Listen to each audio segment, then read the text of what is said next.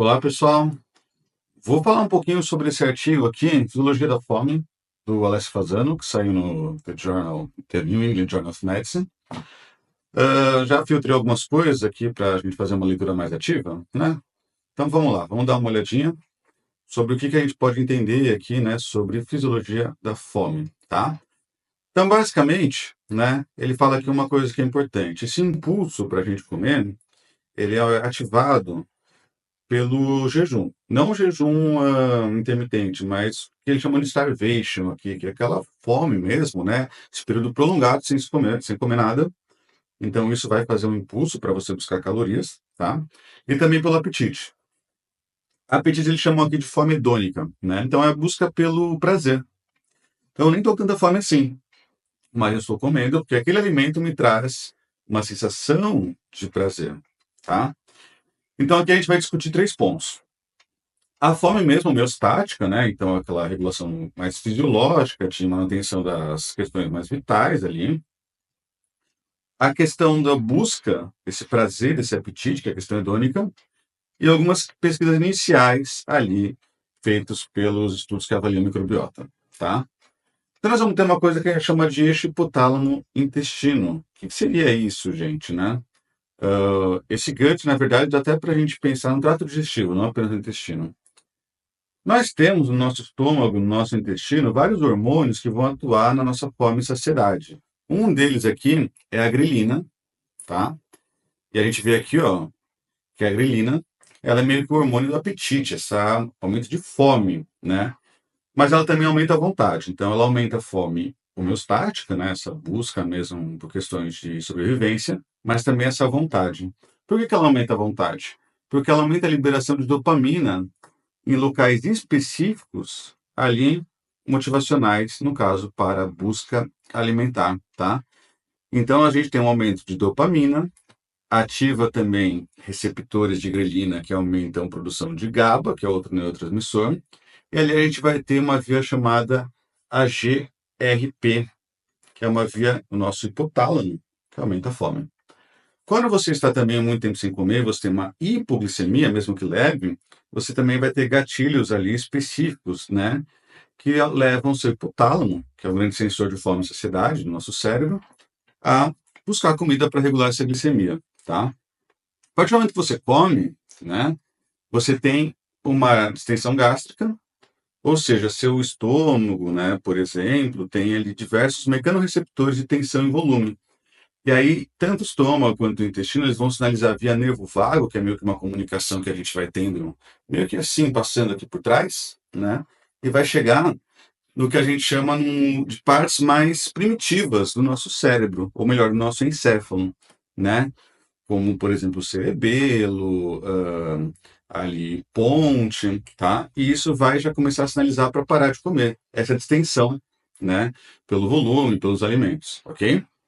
Bom, o que acontece também, além dessa distensão, é a produção hormonal. GLP-1, colecistoquinina, peptídeo YY. O GLP-1 é, inclusive, alvo das canetinhas para buscar emagrecimento, ou melhor, buscar tratar a obesidade, como o Ozempic, né, que são os análogos de GLP-1, semaglutida, né, o Ribelsus, né, e até novos fármacos, como, por exemplo, a tirzepatida. Vocês devem conhecer ali, por exemplo, como o Mounjaro, tá? E aí, na hora que você secreta esses hormônios, você sinaliza a saciedade, tá? Então, você tem a distensão, você tem a secreção de hormônios e você tem a regulação da glicemia e até dos níveis de aminoácidos e gordura no sangue para buscar a saciedade, a questão mais homeostática. A questão hedônica, lembrando aquela busca, aquele prazer ali de comer, essa busca pelo prazer, né? E são também por vias dopaminérgicas e até GABAérgicas, ou seja, dopamina e GABA em áreas específicas do nosso cérebro, tá? Não quer dizer que está viciado em comida porque liberou dopamina, já tem outros vídeos explicando isso, né?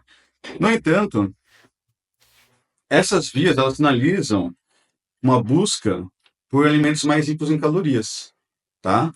Ricos em gordura e açúcar, principalmente, ou até mesmo ricos em sal, tá? Só que essas vias, elas não respondem apenas à questão homeostática. Essa busca por prazer não vem só pela questão de estou com fome ou não, mas também por emoções. Raiva, tristeza, medo, depressão, né? um estado de humor mais crônico também, e até felicidade, levam a esse consumo de alimentos mais calóricos, ricos em açúcar, em gordura, alimentos com maior teor de doçura. Isso a gente já tem de um aprendizado desde quando a gente era bebê, né? Porque há também um sistema ali de condicionamento, né? Mas também há um aprendizado específico. Isso é para a sobrevivência da espécie, né? Para o consumo de alimentos que seriam menos arriscados lá atrás, nas eras paleolíticas. E esses alimentos são justamente aqueles mais doces e salgados, não os mais amargos ou azedos, tá? É justamente isso que o estudo traz agora, nesse ponto, né? Só que o estudo também traz outro ponto importante, que é o seguinte: a gente não come só por emoções, quando a gente fala de comer hedônico, mas também por fatores socioeconômicos, valores, preços dos alimentos, né? Crenças culturais, práticas religiosas, e tudo isso vai modificando esse aprendizado desse comer mais hedônico, tá? A dopamina e esse sistema de GABA, eles levam a motivação para comer, não necessariamente o gostar. Mas a gente vai ter, por exemplo, né, outros caras que atuam nisso, que são os opioides, tá? Então, endocannabinoides, por exemplo, né, eles atuam no gostar. Então, você tem um prazer para comer, você vai atrás, e quando você prova, essa sensação de que aquilo é muito gostoso e é difícil parar o consumo, mesmo você estando saciado, ela é feita por esses opioides também, tá? E aí tem estudos que são estudos de neuroimagem funcional, né? Esses estudos eles usam técnicas específicas, de ressonância, né, avaliação de sinalização de imagem em área específica do cérebro. Eles mostram que o nosso córtex, essa parte aqui, né, o córtex principalmente pré-frontal, ele fica mais ativo quando a gente é exposto a alimentos mais palatáveis, né? Ele está fazendo mais cálculo ali de recompensa ou não, tá? Bom, não é só então a fome hedônica que vai fazer a gente consumir um excesso de calorias, né? Mas também questões de como a gente lida com nossas emoções, questões culturais, sociais e também questões de controle de impulsos. Então, eu até tenho essa vontade, mas eu controlo bem meus impulsos. Então, isso mostra como a obesidade é uma questão muito mais complexa do que simplesmente fecha a boca e tenha força de vontade, tá bom? Que envolve aprendizado, envolve questões cognitivas e memória, né? Memória afetiva dos alimentos, por exemplo. O terceiro ponto, já que a gente já falou de fome homeostática e hedônica, e depois eu vou revisar em imagem com vocês, é a microbiota, né? E a microbiota, ela vai ter ali, através de bactérias, né, a produção de vários metabólitos, como no caso dos ácidos graxos de cadeia curta, né? Butirato, propionato, acetato, né? Esses caras, eles são capazes de influenciar também nossos mecanismos de fome e saciedade, ó, através ali de sensibilidade à leptina e à insulina. Leptina e a insulina, de uma maneira crônica, aumentam a saciedade, não fome, tá? No entanto, uma diminuição da variação da microbiota, uma pessoa que não tem tanta variedade assim, usou muito antibiótico ao longo da vida, tem um consumo alimentar desregrado, ela pode também ter resistência à leptina e à insulina, ou seja, ter menos saciedade e mais fome, porque ela está resistente, também por causa dessa pouca variação na microbiota, que a gente chama de disbiose, mas hoje esse termo ele é muito mal utilizado, né? A pessoa acha que está com dor intestinal, está com disbiose. Não é bem assim, tá? Bom, a gente vê também que, né, além disso que eu grifei, esse ácido graxo de cadeia curta, que a microbiota produz, né, ela atua na sensibilidade à leptina e insulina, mas também produz esses caras. Eles temos evidência de aumentar a fome, mas as principais evidências são de aumentar a saciedade, tá? Através aqui de receptores de proteínas, que a gente chama de proteína G, né? Fazendo uma liberação de GLP-1, peptídeo YY, insulina até leptina, tá?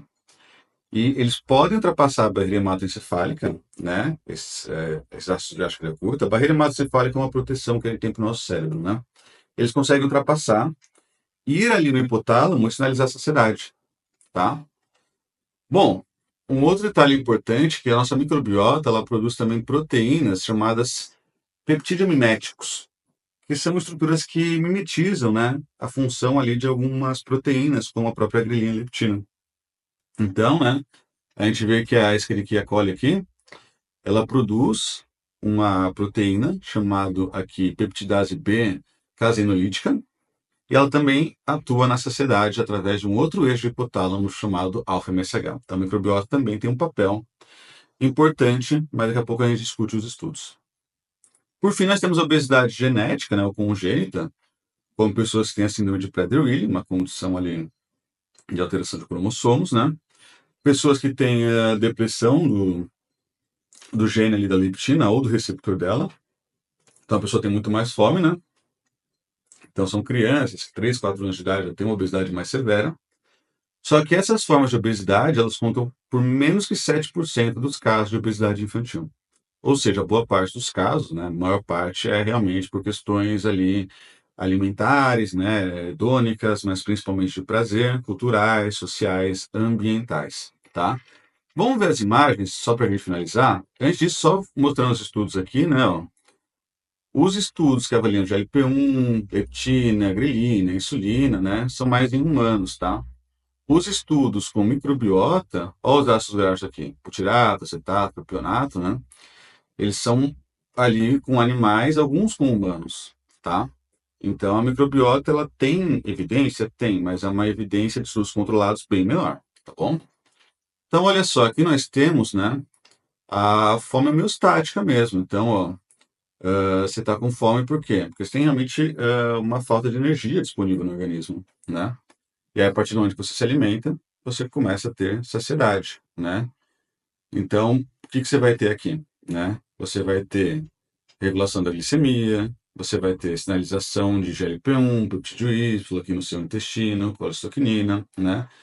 Distensão gástrica, aumentando a sinalização do seu estômago e mecanismos receptores, suprimindo a produção de grelina, né? Mas isso responde muito pouco pela obesidade. O que mais responde é isso daqui, ó. Essa forma mais hedônica, né? Então a gente tem gatilhos aqui psicológicos, estilo de vida, hábitos, emoções, né? E aí leva uma motivação para o consumo alimentar. E aí você tem aqui alterações no mecanismo de saciedade, tá? Justamente porque tem um prazer muito grande associado. Esse prazer lá atrás, ele foi entendido como sobrevivência, porque a gente não tinha comida disponível o tempo inteiro. Agora a gente tem. Então a gente tem uma ineficiência nas sinalizações de saciedade. E é o B, o principal ponto que a gente tem hoje como alvo no tratamento de obesidade, né? Vale ressaltar que vários fármacos que atuam, por exemplo, nessas vias de GLP-1, elas inibem a fome, mas também inibem esse comportamento impulsivo alimentar, tá? Então, podem ser ali testados, inclusive são testados em estudos iniciais, né, para pessoas que têm compulsão alimentar também. E aqui, por fim, a questão da microbiota que eu falei, né, como ela tem efeitos diretos, os hormônios, né, os ácidos graxos de cadeia curta, sinalizando diretamente no hipotálamo, via barreira hematocefálica. Ela produz metabólitos ali, ajuda a produzir GLP-1, peptídeo Y, CCK, né, através ali de ácidos graxos, mas também disso que eu chamei, né, que os autores chamaram, melhor dizendo, de peptidiomiméticos, tá? Então aqui é um resumão, a gente vê que é bem complexo a questão de fome e saciedade, né? Então eu trouxe mais um resumo desse paper para vocês, né? Eu sei que para alguns pode parecer mais complexo, esse é um tipo de estudo mais voltado para estudantes profissionais, né? Mas eu espero que tenha, de alguma maneira, elucidado ou facilitado o aprendizado de vocês, tá? Na Nutriflix temos bastante aula sobre esses mecanismos, fisiopatologia da obesidade, diversos tipos de dietas e casos clínicos para vocês aprenderem. Vou deixar o link aqui na legenda, então conto com vocês lá. Vale muito a pena, tem mais de 200 horas de aula sobre esses conteúdos, ok? Se vocês gostaram, comentem aí, curtam, compartilhem, isso ajuda bastante a me motivar também para gravar mais vídeos para vocês. Até uma próxima.